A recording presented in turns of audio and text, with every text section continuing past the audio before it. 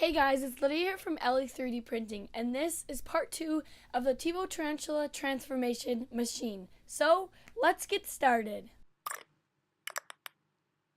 Alrighty guys, so as you can see, this is finally completed. Now, the clips you guys will see after this clip will be me finishing it up. So, this is what it looks like, and I am really liking how it finished, and I think it looks pretty cool. With the colors and everything instead of just having a normal plain box. So one thing I did actually forget to mention in the clips, I did fill in these holes. This was a pegboard. All these panels were pegboard. And I don't know if you guys saw in previous videos of mine, this has been in the background for a long time.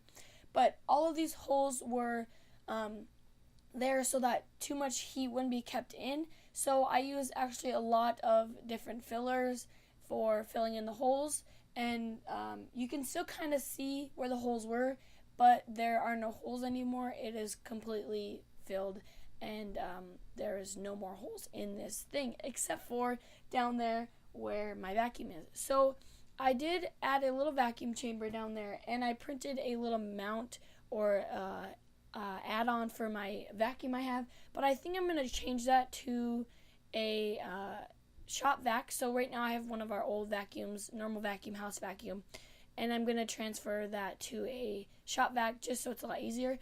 And I might actually create a perimeter around the whole box that's going to have a hole or a tube that's going to lead to the shop vac, which will suck out all the air instead of just having it in one spot. So I don't know, it's kind of complicated, but that will be for a different video, not for this part 2.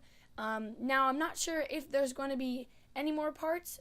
There most likely will be, because I'm going to be adding on more things like the filament spool up here and everything, and some strips and whatever. But as of now, this is the final of the box, but there might be some upgrades for this printer box. So I had a lot of fun actually doing this. A lot of work went into it. I did not get to film the entire thing because my camera is my phone, and the phone I have right now is has a bad battery. So I lost some footage, but most of it wasn't lost when it would die. And I just hope you guys enjoy all the time lapses and everything. I did have a lot of fun actually putting it all together and everything. It took me a while, but I enjoyed it, and I hope you guys enjoy this video as well. So let's hop right into the building and the final process, and I hope you guys enjoy it. So what I'm doing here is just going to secure the printer actually to this board that I created. Now this board looks kind of funky on the bottom because I did need to make some area for the power supply to go underneath it. But basically I just pre-drilled some holes and used my mounts that I already had from securing it to the other board. And then I used these Z stabilizers on both sides that I had before, and that's just to make sure that everything is secure and very tight and snug so nothing wobbles. And I just had to screw in 2 screws on each, and then I decided to put the bed on because I will be using the hot end after all. And I did have to unplug everything because I fed all the wires through 2 holes that I drilled and underneath the board, and then just plugged everything back into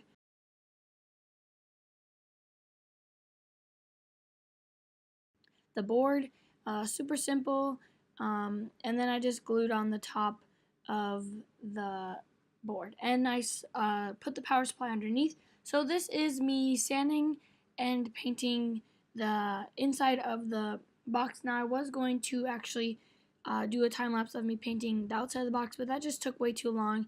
I did do 2 coats of this really cheap primer that we had on the outside, and then I used the painter's tape to paint the red just to give it a little bit of character.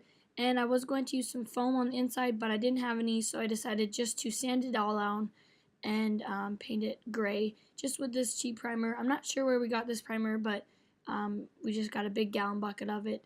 So that's what I used. Just use a normal paintbrush. On everything else I did use a paint roller, and as you can see I cut a top hole in the top for the fan, And now I am actually soldering the fan that will be on the top of the box that will suck air out. The cord to it, or the wires to it, was too short to actually go down the back of the box and plug into the power supply. So I just split some old wires that I had down from an old printer, and I just connected everything. And then I just put some wire cover around my hot end wires just to make everything look nice and clean when it will be hanging up on top of the printer later in the final process of this build. And then, as you can see here, I am securing the extruder motor, but eventually I will take it off because you'll find out later that it does not work.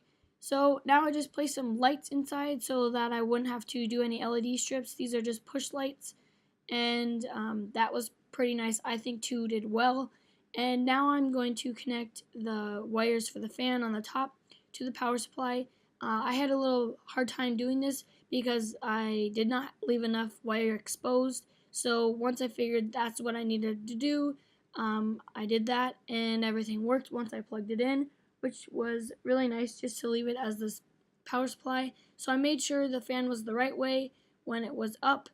And now these are the little mounts, the brand new mounts that I created for each individual part that will be used on this printer. Now, as you can see down in the left corner, I drilled a hole and now turning everything on. And now I'm going to put in the marker. Now the marker didn't really fit, so I had to use my heat gun to heat it up just a little bit. I had to do that before on the original pen mount that I printed. So everything worked, and now I'm going to be measuring where I need to move the end stop, the Z end stop, so that the Dremel will sit nicely in its mount, but be high enough so that everything can be grind down. So now I put 2 pieces of wood together because the marker would be too short to actually reach the bottom of the original build plate. So for when I'm doing this with a marker or a laser, I will be using this board. Now I use some spray adhesive for keeping the board to the original build plate and the paper. So the spray adhesive is really easy to use, and it lets the paper stick, but it also lets it come off. But if you leave the paper on there too long, then you will eventually have to tear off the paper because it'll get stuck. But if you use the spray adhesive for a simple drawing for the paper, that works. You can also use tape, but spray adhesive has been working good for me, and it's super easy to take off instead of risking tearing with tape on the corners. But you can also do that. But when you start printing, you want to try center things. Now, I could not get it to print right. The wires were messed up, so I had to switch the wires around because my Z-axis was reversed. And now you guys can see these are the mounts that everything is mounted on top, and everything looks good. Put the box back on, and everything fits. Everything looks nice, and I'm really liking how this turned out. So now you can see I left this tape on here too long, so I eventually had to use my file or scraper to get it all off. And after that, I tested my vacuum in the back, and that didn't work the best, so I will be using something else. Checking out the box, everything looks really nice, and I'm super happy with the final product, and all the hard work paid off. Everything looks nice. So I want to show you guys what the mount for the Dremel finally looked like.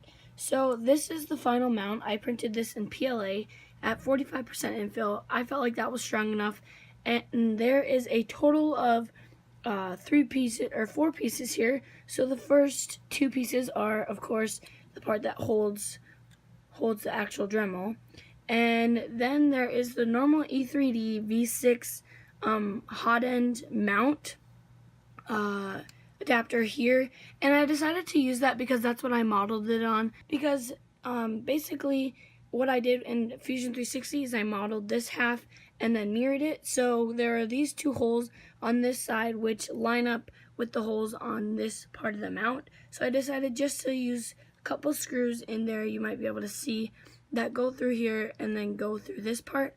And then this last part over here is just to mount it on the top like the rest of them have.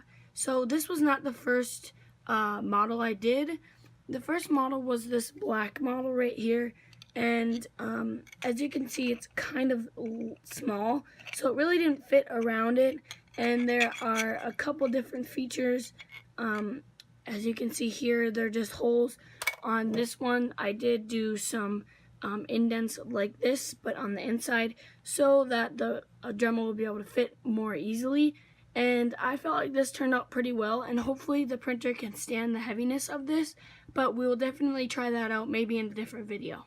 So as you might be able to tell, there is no extruder motor in here.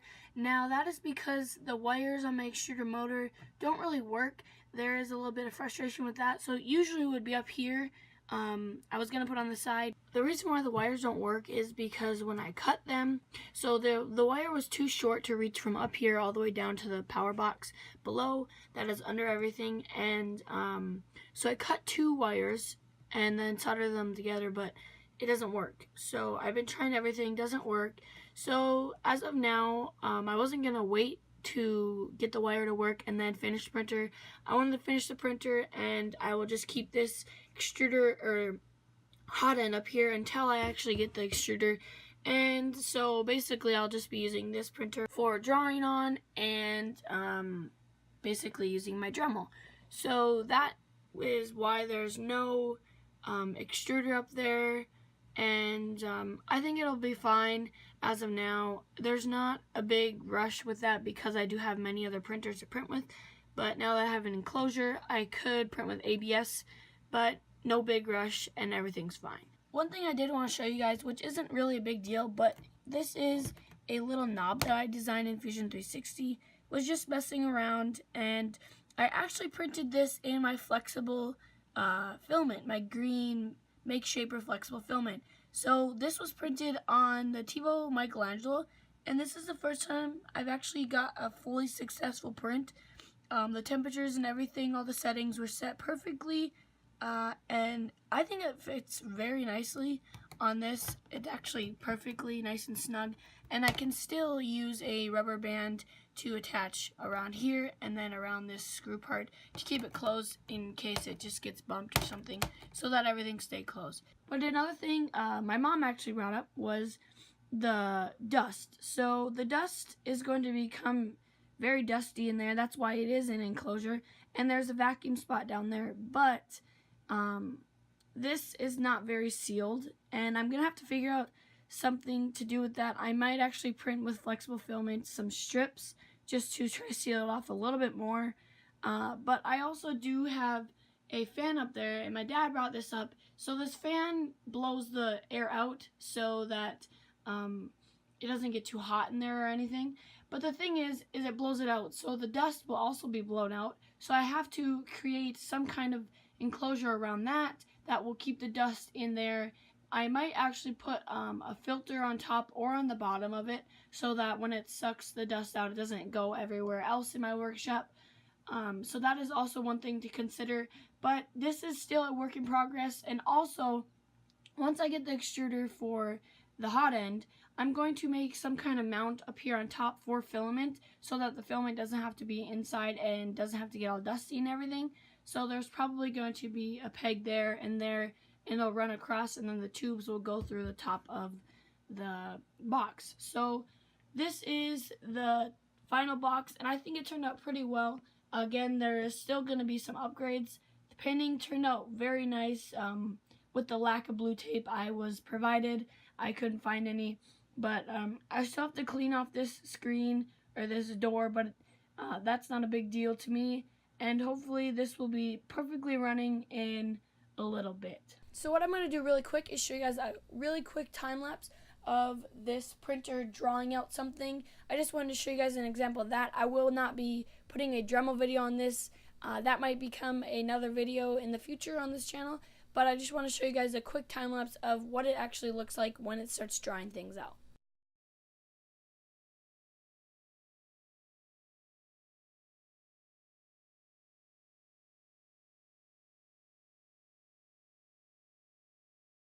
Alright guys, so that is it for today's video. I really hope you enjoyed the entire video, and I hope you are still here at the end watching me with this final clip. Again, I had a lot of fun doing this project, and I was very committed to it because I wanted to get it done.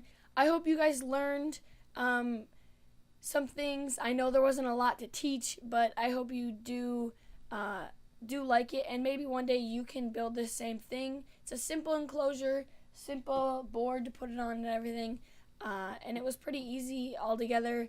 I did have to design some things in Fusion 360, like this knob over here on the door, and I do like how it looks overall. So don't forget to hit that like button down below and subscribe. I know we have gained a lot more subscribers because of the new Tevo giveaway. They are giving away 6 Tevo printers, I believe 2 Michelangelos, 2 brand new Tevo flashes, which hopefully I will be doing a review on that soon once I get it, and 2 tornadoes. So I will actually have a link to that in the description below. But welcome to my channel, new subscribers. I am glad you are here, and I hope you enjoy my videos.